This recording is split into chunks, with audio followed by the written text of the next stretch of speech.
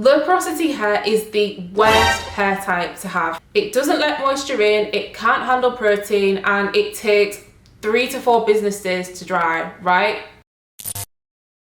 What's up curlies, it's your girl Kiki, and if you are new here, I do all things curly hair tips, product reviews and styling. In this video, I'm going to be discussing why you want to have low porosity hair and why it definitely is not the worst hair type to have, and some real benefits as to having low porosity hair. So let's get into the video. First, we're going to discuss what is low porosity hair. So porosity is the hair's ability to absorb and retain moisture. We have these categories of low, medium and high porosity.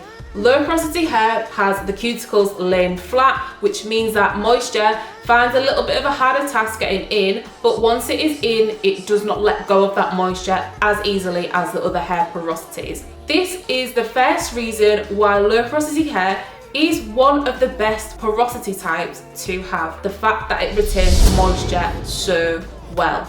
For me, I have medium to high porosity hair, and I know that my hair, although it retains moisture well, it still needs moisturising like every 2 to 3 days. If it's in a wash and go and it's out, my hair needs moisturising like every 2 days, no lie. But if you have low porosity hair, once you've got that moisture in, although it might be a little bit of a task to get the cuticles to open up and let the moisture in, but once it's in, that stuff is staying in there for a good few days without you having to moisturise your hair. This is one benefit to having low porosity hair. The second benefit to having low porosity hair is that your cuticles lay flat. The hair is made up of multiple different layers, and the top layer is your hair cuticle. When it comes to Afro hair, often the cuticles can be a little bit rougher and a little bit drier and more susceptible to damage because our hair generally is the weaker of the hair types. But if you have low porosity hair,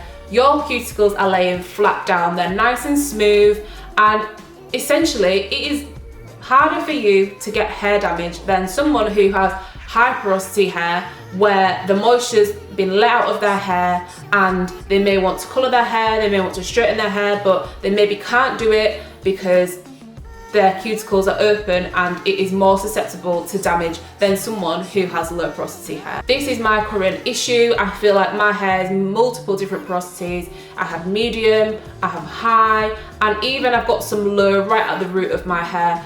But the parts that are high porosity are definitely more brittle, they get knotted easier, and they definitely break off easier than the other parts that are medium porosity. So having low porosity hair with cuticles that lie flat is definitely a godsend, and you want to be really thankful for that. The third thing that makes low porosity hair that little bit better is the fact that it does not need as much protein as the other hair types. The reason for this is similar to what I said before, where the cuticle lays flat, therefore it creates more of a smooth appearance. If you have high porosity hair, on the other hand, you will have gaps in the hair cuticle and it will appear rougher than someone who has low porosity hair. And this means that this hair type needs proteins to add into that to fill in the gap. Will essentially prevent it from breaking off easier and getting damaged easier than someone with low porosity hair. And that just means if you do have low porosity hair, you have to do protein treatments a lot less than somebody who